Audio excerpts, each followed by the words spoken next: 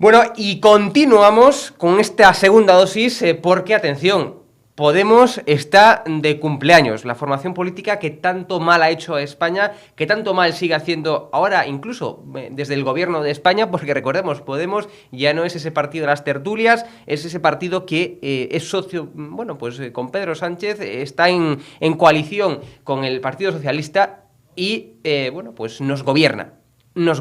8 años han pasado desde que Podemos vio la luz y sobre esto hablamos largo y tendido con nuestra siguiente invitada, con Patricia Sanz, que es una periodista del Debate, el nuevo medio dirigido por Bieito Rubido.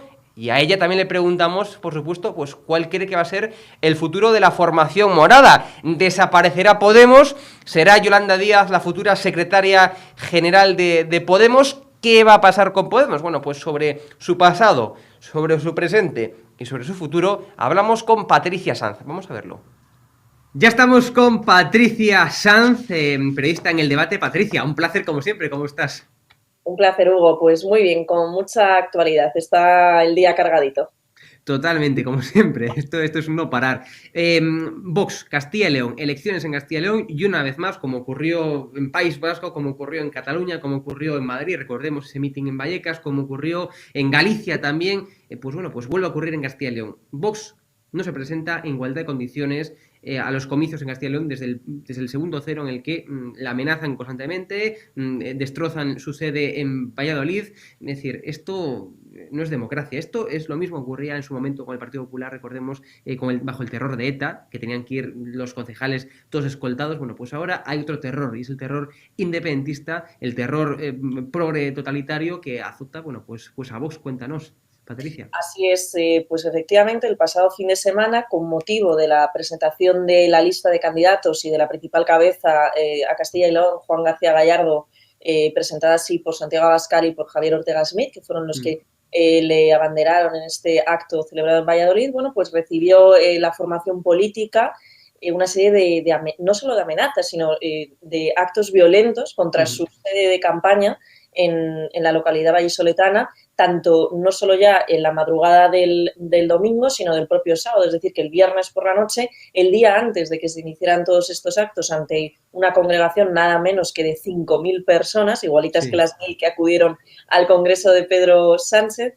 O las 150 en Podemos, creo que eran, que no llegaban ni a 200 personas en el mitin de Podemos. Es verdad, o las que no se contaron en el de Ciudadanos, porque Sí. fue bastante triste, la verdad, y la grabación que hicieron, yo no sé, para concentrar ese número de personas. Pero bueno, volviendo al tema de Vox, efectivamente, una vez más, y a diferencia de aquellos terroríficos años de ETA, sí, la formación vuelve a sufrir violencia. Es una formación que desde su nacimiento, además de violencia, ha sufrido ninguneo, que es casi peor. De hecho, hasta el pasado mes de septiembre la agencia EFE no incluía sus actos en la celebración de convocatorias para los medios de comunicación generalistas, y ese ninguneo se ha materializado en actos violentos que, como bien indicabas, han tenido, bueno, pues no solo estos actos en Valladolid con motivo de las elecciones del próximo 13 de febrero en Castilla y León, sino que vienen de muy atrás. De hecho, ahora que lo mencionabas, a raíz de la violencia que en abril del año pasado sufrieron en el barrio madrileño de Vallecas, nosotros en el Debate se abrió una investigación para no solo el Ministerio de Interior, sino también con el Consejo de Transparencia y Buen Gobierno, por el cual hemos facultado, pues sin quererlo, ¿no?, pero en virtud de nuestra labor periodística, a la formación de Abascal para que inicie una serie de investigaciones sobre aquellos, y digo todavía supuestos porque la justicia no ha fallado, entonces hay que decirlo así, pero de aquellos dos supuestos personas violentas que formaban parte, eso sí se sabe, de la escolta personal del ex vicepresidente Pablo Iglesias, y que bueno, pues que aquí la gravedad es que estos grupos radicales puede llegar a demostrarse en el futuro próximo, quizás antes de los propios comicios generales de 2023, que ha formado parte del propio gobierno que se encuentra en el poder, una cuestión que sin duda sería muy grave. Y no solamente eso, Patricia, tenemos que poner el foco, tenemos que subrayar que quien está permitiendo esto se llama Pedro Sánchez, se llama Marlaska. Absolutamente. Fíjate que aquel partido al que todo el mundo ha tildado desde su nacimiento como extrema derecha, cuando ha sido el partido más insultado, más vilipendiado y que en definitiva también incluso ha sido ninguneado afortunadamente, en ninguno de estos actos en los que ha recibido sobre sus simpatizantes violencia, ha respondido con violencia, porque entonces si no ya la situación, bueno, no me puedo ni imaginar cuál es. Sin embargo, quizás esto sea algo que en el futuro cambie, y no por los simpatizantes de Vox, me refiero, sino por el hecho de que estos actos violentos, ¿no?, estas agresiones que se producen en sus simpatizantes, es decir, sobre las personas o en sus sedes, sobre las cosas, puede que se incrementen por la reciente reforma de la Ley de Seguridad Ciudadana que entró en vigor a finales del pasado año, con lo cual yo creo que todavía no hemos visto lo peor de todo lo que va a suceder, y es una pena que en un mundo en el que se supone, sobre todo en una sociedad española como la actual, en la que se había terminado con el bipartidismo político, en el que se supone que ahora ya cabían más opiniones, ¿no?, que pudiesen representar de una mejor manera a la sociedad española,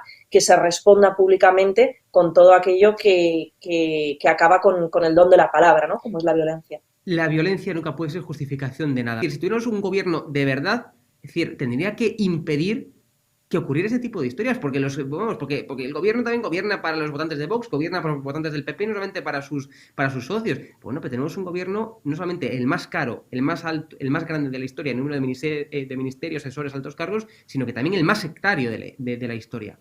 Y fíjate si tienes razón en que es sectario, que de hecho cuando acaeció los actos de Vallecas y a raíz de ahí se inició la investigación por parte de nuestro medio, el ministro de Marlaska tardó 15 días, es decir, 2 semanas, en dar algún tipo de declaración, ni que fuese, bueno, yo no conozco, no tengo conocimiento de estos 2 señores, que por cierto, durante sus 2 respuestas que han dado desde el Ministerio de Interior al Consejo de Transparencia, al principio no contestaban y luego han llegado a decir que ni siquiera tenían conocimiento, o peor aún, porque como se demuestre lo contrario, puede que estemos ante uno de los casos, ya lo decía Macarena Olona cuando la entrevistamos, más graves de la democracia, que dijese que no tuvo conocimiento o que no dio conocimiento de estos actos ni a el resto de organismos del Ministerio de Interior ni a Presidencia del Gobierno. Es decir, que nos podemos encontrar ante un asunto en el que se vea salpicado hasta el mismísimo Pedro Sánchez. Patricia, cuéntame esto que publicas en El Debate, porque es hilarante, surrealista, y yo me he quedado perplejo. El independentismo quiere que el Estado pague la traducción del BOE al catalán. Les da igual, y además es que parece que están al margen de la ley una vez más. Este caso en concreto, bueno, pues fue una proposición no de ley presentada por Ferran Bel, que es el representante de la Cámara Baja de PDeCAT, y bueno, hacía una solicitud que va contra el eje, porque en 2015, cuando se acometió una reforma muy importante del sector público, ¿no?, en concreto la Ley 40/2015, del régimen del sector público, en el que se pretendía, y así lo dice su exposición de motivos, bueno, pues modernizar el sector público español, incrementar su eficacia, acabar, y aquí la clave, con las duplicidades. ¿Qué sucedió? Que estas traducciones que a mí me sorprendió siquiera que se realizasen. Pero bueno, ese es otro tema. Que estas traducciones, ¿no?, al catalán de todos los textos legales que se reflejan en el Boletín Oficial del Estado día a día, antes eran sufragadas en un 50% por la Administración General del Estado y el otro 50% por la catalana, pero a partir de esta gran reforma, desde octubre de 2020, es decir, tardó en entrar en aplicación, ya al 100% por Cataluña. Pues se entiende, ¿no? Es la región más interesada y en la única en la que se habla esta lengua cooficial del Estado. Entonces, ¿ahora qué sucede? Bueno, pues ahora quieren que no, que se vuelva a lo de antes. Y no solo eso, o sea, no solo al 50%, que ya no se puede por esta eliminación de duplicidades que impera el texto legal, sino que encima lo sufraga al 100% el gobierno. Entonces, yo aquí, Hugo, lo que me pregunto es qué tipo de cuestiones se van a entregar a cambio, ¿no?, por parte de los catalanes, para que estén haciendo esta solicitud a la Administración General del Estado. Y yo lo que pregunto, Patricia, es cómo puede ser que seas independentista, que odies a España y que, por ejemplo, Gabriel Rufián y toda su tropa vivan de lujo de Madrid, es decir, que ganen pasta de España a mansalva, que se estén forrando con España, que ahora pidan que España les pague la traducción en el BOE, que pidan constantemente pues privilegios y dinero al gobierno de España. Efectivamente, pero ¿qué podemos esperar cuando un gobierno regional, como hemos vivido los últimos meses, pide que no se aplique una sentencia? Acordémonos con lo de al menos 25% de clases en Cataluña en español, que no se aplique la sentencia de un tribunal. Bueno, pero ¿qué pasa? Es que aquí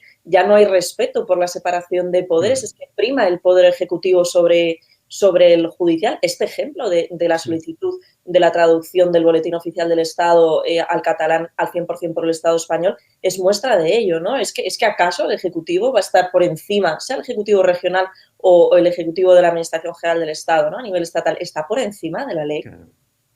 Bueno, una barbaridad, Patricia. Y para finalizar, como colofón, 8 años de Podemos, este partido bueno, pues que empezó ya hace tiempo a acabar con España y que ahí sigue ahí intentando acabar con España en todos los sentidos, a nivel económico, a nivel político, a nivel social, etcétera. Pero bueno, parece ya que ese Podemos que estaba de primero, recordemos, en intención de voto ya hace un tiempo, ya no queda nada de ese Podemos prácticamente, y gracias a Dios. La pregunta es, ¿qué pasará en el futuro con Podemos? Pues efectivamente, estamos ante un partido, como bien ha publicado mi compañera Raquel Tejero hoy, que tenemos en portada en el debate, en el que cumple 8 años de incumplimientos, ¿no? Valga la redundancia, en términos de transparencia. Estamos hablando de un partido que cuando empezó, cuando todavía no estaba en el gobierno, publicaba hasta las facturas de cuando iban al bar de abajo de los medios, de los miembros, perdón, y ha pasado a no declarar ni siquiera no reflejar en la página web la declaración de bienes de sus miembros. Es decir, no hay problema, pero oye, si te comprometes una cosa desde el principio, ¿por qué cambias, no? Claro. Esta realidad también, por ejemplo, ha cambiado, por ejemplo, en los procesos de votación sobre cómo continúa los pasos del partido. Es decir, antiguamente, antes de que Podemos entrar al gobierno, a los propios militantes se les preguntaba cuáles querían que fueran los pasos. Y había un sistema como de votaciones, de encuestas. Bueno, pues esto fue entrar al gobierno y desapareció. Y como estas, bueno, es que hay tantísimos ejemplos, el tema de los coches oficiales, cuentan hasta con 19, que no pasaría nada, ¿no? Es como el tema de la progresión económica. Está genial que una persona, cuando progresa en su día a día, pues pueda ganar más dinero y pueda pasar a ser clase media, clase alta, la clase que él o ella se merezca, ¿no? Pero de ahí a haber dicho que no te fías de alguien que vive en un chalet de más de medio millón de euros y luego el tuyo excede los 600.000, oye, pues aquí se produce una serie de incongruencias. Nombre, que ahora suena mucho, ¿no? Esta señora rubia, ¿no? Yolanda Díaz, bueno, pues el primer problema de Podemos al que se enfrenta es una falta de liderazgo, ¿no? Y estas personas, y además, bueno, pues mujer, ¿no? Como ellos tanto defienden el feminismo radical, pues está volviendo a enarbolar ese mensaje, ese discurso papista, ¿no? Que tan bien hacía Pablo Iglesias, tanto en sus intervenciones individuales como en los propios debates. Esto hay que reconocerlo, era el mejor orador siempre frente a cualquiera. Bueno, pues ahora esto, ahora que se ha ido el líder principal de este partido tan caciquista como es Podemos, ahora puede que el nuevo liderazgo lo enarbole esta señora, ¿no? Yolanda Díaz. Eso en primer lugar. En segundo lugar, hemos pasado de contar con un gobierno de coalición, bueno, que fue el que no se producía desde la Segunda República, ¿no? Entre PSOE y Podemos, a un partido político que de ese 20% que consiguió inicialmente con 69 diputados, puede hasta que se quede en un partido absolutamente residual. No que desaparezca como a lo mejor le puede suceder a Ciudadanos, pero sí absolutamente residual. Y luego yo creo que otra cuestión que han hecho muy mal ha sido digamos, la falta de despliegue territorial. Es algo que, por ejemplo, Vox o todos estos partidos que están aprovechando esta España vaciada, ¿no? Están intentando ahora en las elecciones regionales y autonómicas que estamos viendo, ¿no? Pues Castilla y León, posiblemente en Andalucía, allí donde hay más territorio y, por tanto, más posibilidad de conseguir votos, porque además tienen un mayor valor al tener una menor representación en el Estado por la ley de variante 2, bueno, pues aquí Podemos no ha hecho bien su estrategia, ¿no? Y además juega en contra de lo que representa este tipo de voto al que podían haber apelado. Veamos, por ejemplo, la ganadería sostenible que decían ahora en Castilla y León, ¿no? Entonces yo creo que estas tres cuestiones han hecho que este partido que se decía como democrático al 100%, ¿no? Que este partido que estaba encabezado por un líder tan fuerte como era Pablo Iglesias, puede que tenga muy poquitas expectativas de cara a 2023.